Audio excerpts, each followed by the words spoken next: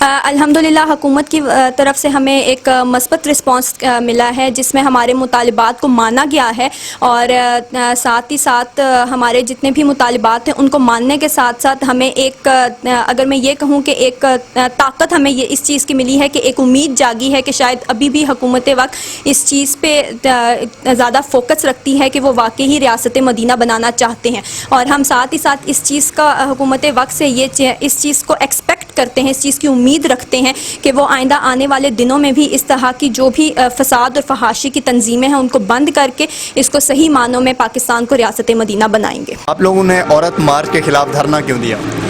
دیکھیں، عورت مارچ جو 8 مارچ کو اسلام آباد پریس کلب کے باہر اور ڈی چوک پر کیا گیا، اس میں جو نازیبا الفاظ استعمال کیے گئے، جو نازیبا نعرے وہاں پہ لگائے گئے اور گستاخانہ پوسٹرز میں کہوں گی وہ وہاں پہ شائع کیے گئے، اور ساتھ ہی ساتھ وہاں پہ فرانس کا جھنڈا اور جو ہوموسیکشوالٹی کی اگر میں بولوں کہ اس کو بڑھ چڑھ کر بڑھاوا دیا گیا وہاں پہ، اس کے خلاف اسٹیٹ یوتھ پارلیمنٹ نے یہ ایکشن لیا کہ ہم عورت مارچ کے خلاف ایک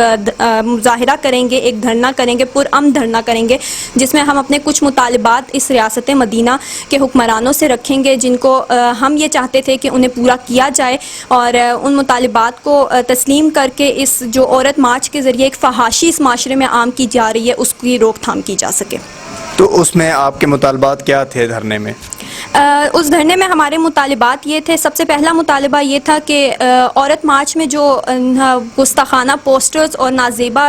جو نعرے وہاں پہ لگائے گئے ان کے خلاف سخت سے سخت ایکشن لیا جائے۔ ساتھ ہی ساتھ ہمارا مطالبہ یہ تھا کہ عورت مارچ کے سربراہان اور منتظمین جو ہیں ان کے خلاف ایک پراپر ایکشن لیا جائے، اور ساتھ ہی ہم نے یہ بھی حکومت وقت سے مطالبہ کیا تھا کہ آنے والے وقتوں میں پیمرا اس بات کو یقینی بنائے گا کہ آئندہ کبھی بھی عورت مارچ کو میڈیا کوریج نہیں دی جائے گی، جس سے معاشرے میں اس طرح کی فحاشی عام ہو سکے اور معاشرے میں ایک فساد پھیل سکے۔ ساتھ ہی ساتھ انہی مطالبات میں ہمارا ایک اور مطالبہ یہ تھا کہ جو ہمارے انٹرمیڈیٹ میں مسٹر چپس ہے اس کو ختم کر کے ہمارے سیرت نبی صلی اللہ علیہ وسلم یا پھر ہمارے جو بھی اسلامک اور مسلم ہیروز ہیں ان کی سیرت کو، ان کی زندگی کے بارے میں جو کتابیں ہیں ان کو اپنے کورس میں شامل کیا جائے، اپنے ایجوکیشنل کریکولم میں شامل کیا جائے، تاکہ جو ہمارے آنے والی نسلیں ہیں وہ ان کو پڑھ کر ان سے سبق سیکھ کر ہماری آنے والی نسلوں سے کوئی محمد بن قاسم یا پھر محمود غزنوی پیدا ہو سکے۔ یہ بتائیں کہ عورت مارچ میں فرانس کا جھنڈا لہرایا گیا، کیا آپ سمجھتی ہیں کہ مسلمانوں کے جذبات سے کھیلا گیا؟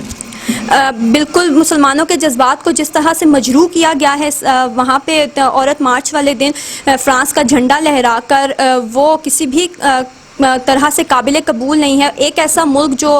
ایک سفارتی طور پر، اتنا بین الاقوامی طور پر آپ کے نبی صلی اللہ علیہ وسلم کی شان میں گستاخی کرتا ہے، ان کے گستاخانہ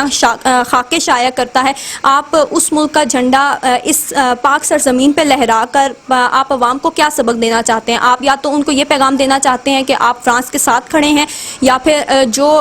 عوام کے مطالبات ہیں حکومت وقت سے کہ وہ فرانس کے سفیر کو باہر نکالے، جیسا کہ آج کل بہت زیادہ اس کے بارے میں کیمپین چل رہی ہیں کہ فرانس کے سفیر کو باہر نکالا جائے، فرانس کے سفیر کو واپس بھیجا جائے، تو آپ شاید حکومت وقت کو یہ پیغام دینا چاہتے ہیں کہ فرانس کے سفیر سے ہمیں کوئی مسئلہ نہیں ہے اور ہم بالکل فرانس کے ساتھ اس وقت میں کھڑے ہیں۔ تو